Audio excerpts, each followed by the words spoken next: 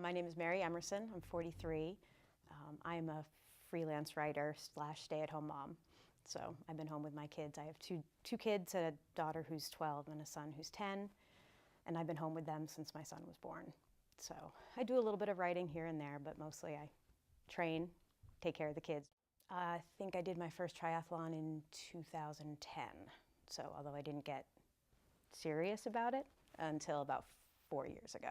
I enjoy the challenge of improving my time. I like the cross-training aspect. I don't think I could. I'm in a running group, and there's people there that run 5-6 days a week, and I just don't think I could do that.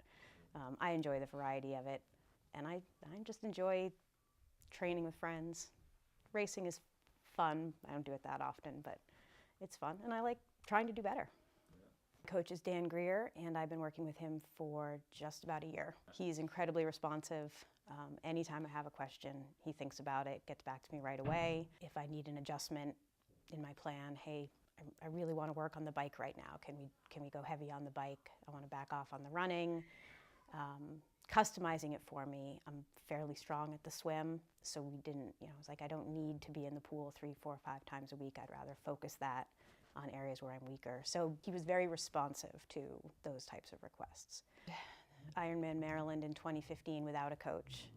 And my time was fine, but I didn't feel good while I was racing. I was tired. It didn't feel good. So when I decided to do Lake Placid, I decided that it was time to step it up and try a different approach. And it worked. Well, overall, I just feel better while I'm racing. My nutrition was better. So there was no point at Lake Placid, Maryland, where I just said, I'm done with this. I felt great on the bike. I even felt great on the run, even at the end. All right, maybe not at mile 26, but for the most part, I felt great while I was racing, and it was such a huge difference from how I felt in Maryland. That was the biggest difference, is just having a good game plan, knowing what my nutrition should be, getting reminders on practicing things like the intangibles, like the nutrition, things like that, the transitions. Next, I've certainly gotten faster on the bike. That's my biggest goal. That's my weakest area. Actually, I've gotten faster across the board, although the gains have been the biggest in the cycling, because of course I had the furthest to go. Right now, we're doing a lot of high-intensity interval training on the bike because I still want to get faster. I have a lot of room for improvement on the bike, so I know that's what I need to do. Do I enjoy it? Well, maybe sometimes. I do try to follow those workouts very strictly. I work on power at Dan's insistence. So I do, he sets pretty aggressive goals and I try to achieve them. And same with the swimming. I hate speed work in the pool, but I try to conscientiously follow. And he does do a good mix in the pool of endurance training, which I like, and then speed work, which I don't. Okay. And I've gotten faster, probably against my will, not much. I enjoy social running. So whenever I can, I do run with people, which diminishes my ability to do a more structured workout. Absolutely, very clearly laid out what the goal is, what the intent of the workout is, what the long-term goal is, where it fits in the plan. The details, as you say, what power level I should be in the bike workouts in particular, what power level I should be at. Very clear. Again, sometimes a little bit aggressive, so I do what I can. But yeah, it's very easy to understand, very easy to follow. And I'm not a technical athlete. I'm not someone who's going to lay out. I would never be doing that on my own if I was on my own. So I'm going to go ride my bike now.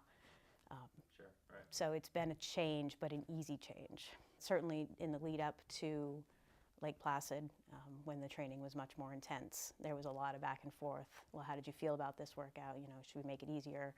Should you be pushing harder? There was a lot of back and forth with Dan. Not necessarily every single day, but pretty frequently throughout that training cycle. One of the biggest changes between when I did Maryland in 2015 and Lake Placid this past year is Dan gave me a very specific game plan going in that covered every aspect of the race. So having that, knowing, how hard I should be pushing through every element of the race, what I should be eating when, what I should be trying to achieve when you're pushing too hard. And it made a huge difference. I felt great at every moment in Lake Placid, and that's what I wanted. That was my goal. He had put together a really good marathon training plan that, again, didn't have me running too much. We still kept up with the cross training, so I was cycling. Didn't swim quite as much, but I was still cycling pretty hard. He gave me some very specific interval and speed work run plans that I did follow, or I tried to follow fairly religiously. It was a short training session, so did I get significantly faster? I don't know. It's hard to judge. But again, I went into that marathon with a very specific game plan in terms of my pacing, my nutrition plan. I was able to follow it actually almost perfectly, and I achieved my goal. Actually, I beat my goal, my time goal, by 1:30. So you can't ask for more than that. When I was working on my own, it was hard to see the big picture. When you're training for a race that's 6 months or 9 months down the road, it's really hard to see where your workout should be at any given time and where that progression is going to go. So working with Dan, he was able to lay out comprehensively, this is why we're doing this right now. Doing this now is going to improve your speed later. You know, you can get a training plan online and it will say, do this workout at 50% FTE. And you say, well, why am I going slow? How is that going to improve my time down the road? And so it can get frustrating. So you tend to overtrain, push yourself a little bit too hard. Certainly I did that a little bit at Maryland. So working with Dan, he was able to provide that long-term context. Hey, you got to go slow now, because if you push too hard, you're going to, this is what's going to happen, that's what's going to happen. So having that perspective and that focus was absolutely valuable. I could have done it on my own, but I don't think I would have done as well, especially on a challenging course like Lake Placid. Well, certainly the biggest deterrent for me was the cost. It is an investment, and that was initially a tough hurdle to get over, but it was worth it in the end, because ultimately, people talk a lot about buying a fancy new bike, which I don't have, getting the race wheels, getting the special helmet, getting the big wetsuit, and all that equipment is great, and I think it would make a difference, but ultimately it's about, like they say, it's about the engine. And if you're not putting in the work, then all the equipment in the world isn't going to get you the improvement that you want to see. It's not magic. A great bike is nice. I'd like to have a great bike, and someday perhaps I will. But on my low-end road bike, I still beat a number of my training friends who were on fancy TT bikes. And it's because I put in the work, and we had goals, and Dan coached me through those goals. And so that investment was worth it for me.